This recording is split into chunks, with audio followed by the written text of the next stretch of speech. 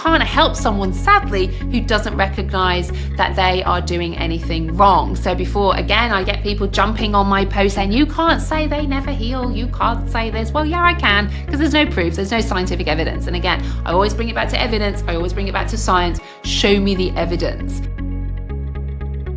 When you've experienced narcissistic abuse, you feel like you want to know every detail about the narcissist. And in today's episode on Trauma and Narcissism Redefined, that is exactly what I'm talking about, why we feel the need for that, and is it actually healthy for us?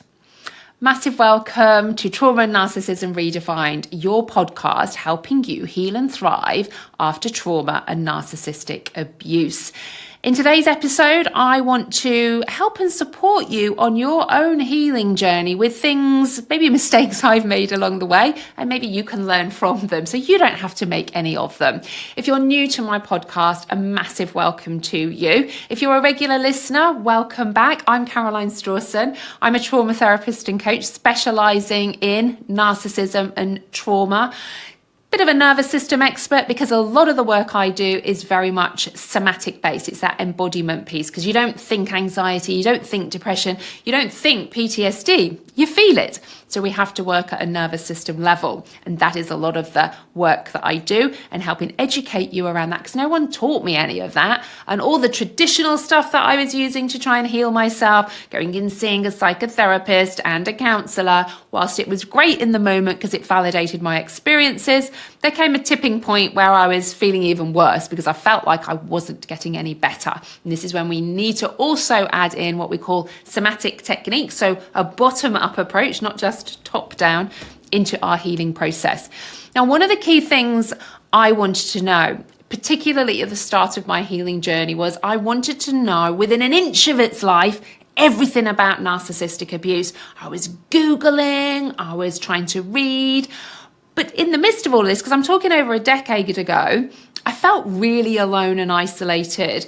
I felt like I just almost made this discovery of something that nobody else had experienced or understood, even though I was looking up good old Dr. Google at the time and reading so many articles about narcissistic abuse. Some articles agreed with each other, some contradicted each other, some were basically saying, get out, get out, get out, but it's really hard if you have children. And of course, that was me. So I felt really lost and alone. But I also knew I wanted to know everything. I almost wanted to get a PhD in narcissism. And the reason for that is many of us who end up in these narcissistic relationships, we're really kind and good people, but we also have a complete lack of self-worth. So by actually looking at all of these pieces of information, it's almost like we're looking for this one little piece of information that will validate our experiences and maybe help us change the narcissist. What is that thing? Could I say something, do something, be something? And if I did all of those, maybe it would change the outcome of the relationship. And of course, a narcissist will also be throwing you breadcrumbs now and again, keeping you hanging on that maybe it will be okay, where you feel that dopamine when they're actually being nice to you. But then obviously the cortisol and the adrenaline comes when you ask them something, they push back, they gaslight you, they manipulate you, they give you the silent treatment. And of course, that is your version of danger because it's just reinforcing your sense of worthlessness, and you flood your body with cortisol as you go into that survival response, rightly so, to protect yourself. But it is really important for us to have some semblance of understanding because it is a word in our society that is overused. Everybody's ex is a narcissist now. I was even watching a reality TV program recently, Married at First Sight, and they used the word narcissist on there. What was amusing was the man who was being called a narcissist couldn't say the word and was saying, Narcissist or something. I can't remember what it was he was saying. But what it was really interesting is one of the experts that was on there said he wasn't a narcissist. And I do tend to agree with him. And the reason for that was this particular man was taking some ownership, was exhibiting elements of empathy. However, there were definitely traits there in how he was showing up. So it is an overused word. And I think for all of us, those of you who are listening now who have genuinely experienced narcissistic abuse, we know how devastating narcissistic abuse can be.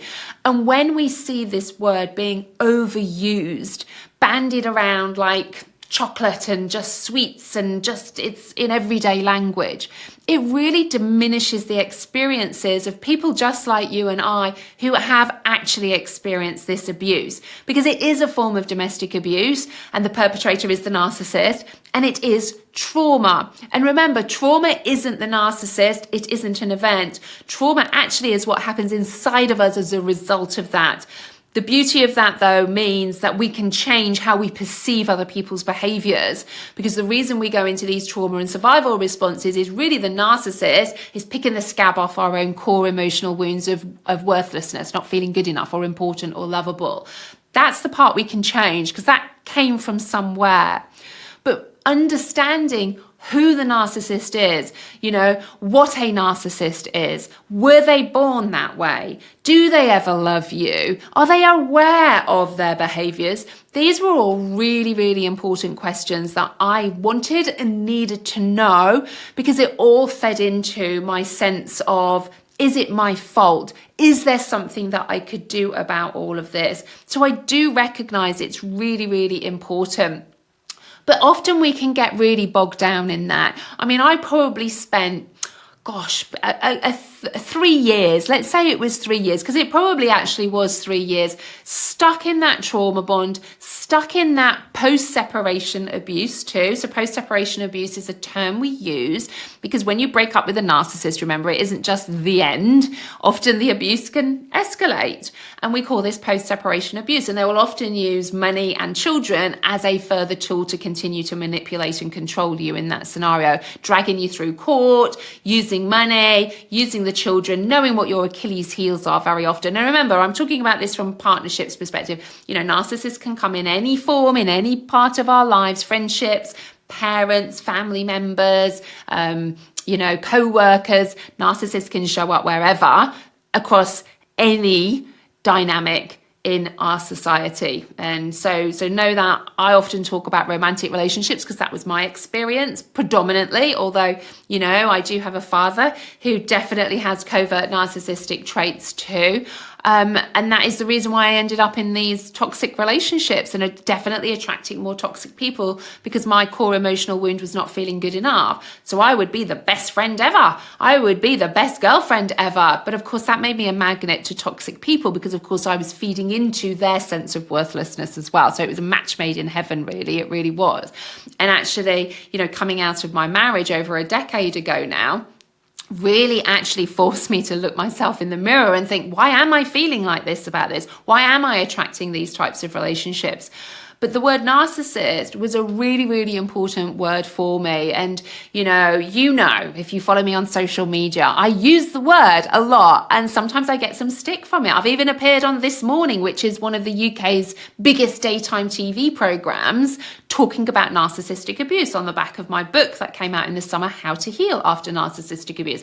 I'm not afraid to use that word, but I also believe I use that word in a professional, compassionate way too, with the understanding for people like you and I have experienced it, and also helping us understand who the narcissist is, because they're not born like that. It is created. And that's not, we're going to go and get the violins out and feel really, really sorry for the narcissist and take away from our own healing, because we can't help someone, sadly, who doesn't recognize that they are doing anything wrong. So before, again, I get people jumping on my post saying, you can't say they never heal. You can't say this. Well, yeah, I can, because there's no proof. There's no scientific evidence. And again, I always bring it back to evidence. I always bring it back to science. Show me the evidence. And there isn't any. So whilst we can understand, and it is important to understand the narcissist, because I think when we actually understand the narcissist, we can really start to shift into, it's not my fault, and you can understand the dynamic. And then you can turn that mirror onto yourself. Okay, now I understand this. Good, that helps me understand, to know it's not my fault, they will not change. Now I can focus on my own healing. So I do understand how important that is. And with that in mind, obviously a podcast, I'm only on for 15 odd minutes for these, because I know they're sort of, really important for you to start to understand your healing journey. I'm actually hosting a free masterclass on Sunday, the 28th of November. 2024, and I'd love to invite you. And it's all about the hidden dangers of the narcissist. So really looking at what a narcissist is. Were they born like that? Are they created? How are they created? The different types of narcissists that may be out there, because there are different types. So lots of informational pieces that I know is really, really important part of your healing journey. So you can start to understand the red flags of a narcissist, understand these hidden dangers. So when you go out into other relationships, because you will have other relationships, maybe how to handle parents in this scenario with boundaries. This will be what I cover in this free masterclass.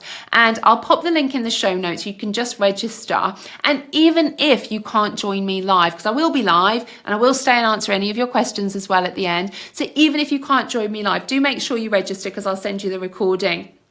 If by any chance you are, watching this on YouTube or listening to this podcast after those dates, then do click it and still register, because you'll get sent the recording immediately then anyway, by merely registering. So I just wanted to add that in, because I know some of you may listen to this podcast even in a year's time and think, I missed that. So know that even clicking on that will still allow you. And even if you have any problems, you can always email me in at hello@carolinestrawson.com, and we'll make sure that you get that recording once it's been done.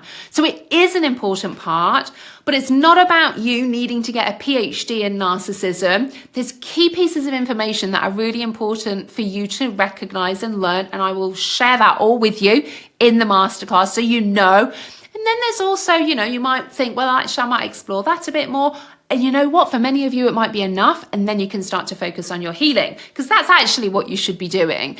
But I get stage one often is you kind of need to understand a little bit. So if you want to come and join me on my Hidden Dangers of the Narcissist Masterclass, obviously register on the link below. And I'll go into way more detail with you about all of the things that I've discussed in this episode. But know that, yes, it's an important part of your healing process. But if you're only focusing on the narcissist all of the time, don't be surprised if you're still feeling the same way every single day, because you're giving your energy and your power continually to the narcissist, which of course is what they want anyway. And you're not actually going within and looking at, why did I end up in this relationship? Why do I feel like this? Where did this come from myself? Because all healing is actually healing ourselves. So it's really important. And that can be hard, because we project blame and anger outwardly to the narcissist. And I get that. I hear you. You wouldn't be feeling the way you would, obviously, if you weren't in that relationship. But it doesn't mean the core wounds that the narcissist isn't picking the scab off